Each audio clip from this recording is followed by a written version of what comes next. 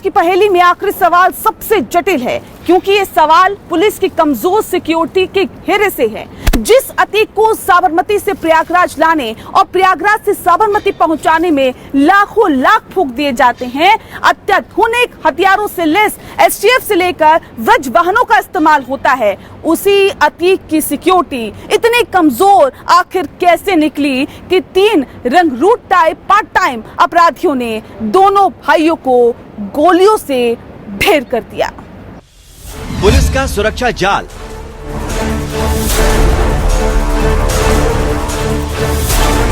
फिर भी 3 हमलावर बने काल।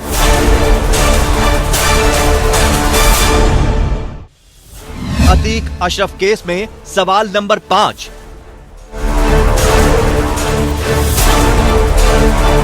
प्रयागराज पुलिस की ओर से दर्ज कराई गई अतीक और अशरफ की हत्या की एफआईआर में कहा गया है कि लवलेश, सनी और अरुण अतीक के साबरमती जेल से लाए जाने के बाद से ही प्रयागराज में आ गए थे। वे लगातार अतीक और अशरफ की रेकी कर रहे थे। मीडिया कर्मी के वेश में वे अतीक के काफिले के साथ पीछे लगे रहे। ऐसे में ये सवाल उठ रहा है कि इतनी बड़ी साजिश रची जा रही थी, उस समय इंटेलिजेंस क्या कर रही थी?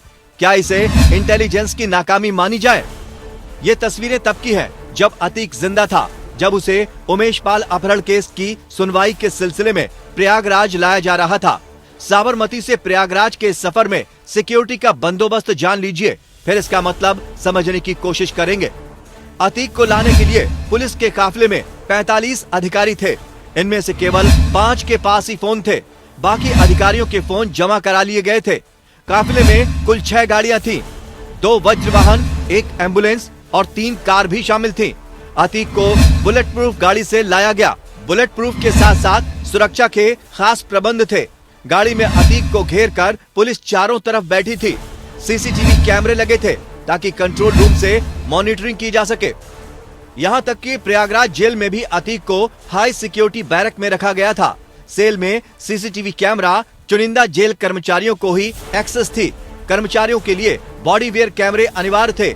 जेल हेडक्वार्टर से मॉनिटरिंग की सुविधा। अब सीन बदलते हैं। अब सीन नंबर 2, प्रयागराज की वो रात जब 16 सेकंड में हुआ अतीक का काम तमाम।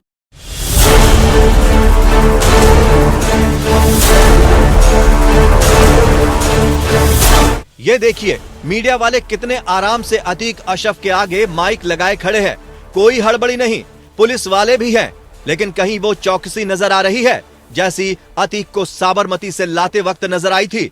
यहाँ तक कि टॉयलेट में भी अतीक की निगरानी की जाती थी। फिर ऐसा क्या हुआ कि सुरक्षा घेरा इतना हल्का हो गया कि 3 हमलावर रिपोर्टर बनकर घुसे और फिर 16 सेकंड में गेम खल्लास। जाहिर है कुछ राज हमेशा राज रह जाते हैं। अब अतीक अशरफ के इस कत्ल केस में आगे क्या बदा है कौन जाने, पर फिलहाल तो जो सवाल हैं उनका जवाब किसी के पास नहीं।